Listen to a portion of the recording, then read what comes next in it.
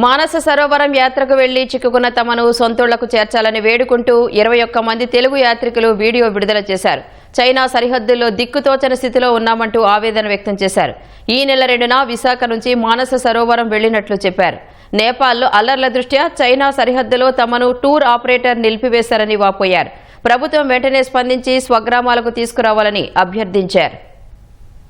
విశాఖపట్నానికి చెందిన వాళ్ళమే కైలాస మానస సరోవర యాత్ర కోసం వచ్చి కైలాస మానస సరోవర యాత్ర సంపూర్ణం అయిపోయి దగ్గర చైనా బోర్డర్ లో ఉన్నామండి. మేము నేపాల్లోకి ప్రవేశించడానికి పర్మిషన్ లేదని ఈ ట్రావెల్స్ వాళ్ళు అంటున్నారు. దయచేసి మన ఆంధ్రప్రదేశ్ ముఖ్యమంత్రి గారైన నారా చంద్రబాబు నాయుడు గారు, లోకేష్ గారు, మా విశాఖపట్నం ఎంపీ అయిన భరత్ గారు అందరూ మమ్మల్ని సురక్షితంగా విశాఖపట్నానికి మమ్మల్ని చేరుస్తారని మేము కోరుకుంటున్నాం. మేము తిరుపతి నుంచి వచ్చిండామండి. మానస సరోవర యాత్రకు వచ్చినాము. దర్శనం బాగా అయింది. చైనా పరిధిలో ఉంటాం మేము ఇప్పుడు. చైనా వాళ్ళు నేపాల్ వాళ్ళు అనుమతి వేయలేదు.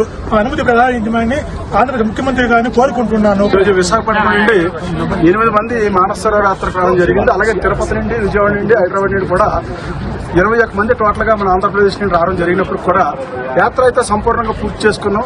ఏదైతే నేపాల్ నుండి గొడవలు జరుగుతున్నాయని మరుక్షణమే శ్రీభర్త గారి పిఏ గారికి మెసేజ్ పెట్టడం జరిగింది. అలాగే రామ్మోహన్ నాయుడు గారు సెంట్రల్ మినిస్టర్ గారికి కూడా మెసేజ్ పెట్టడంతో వెంటనే స్పందించి మా దగ్గర నుండి ఉన్న వీసా నెంబర్లు అలాగే ప్రతి ఒక్కరి పేర్లు అన్ని కూడా ఇవ్వడం జరిగింది.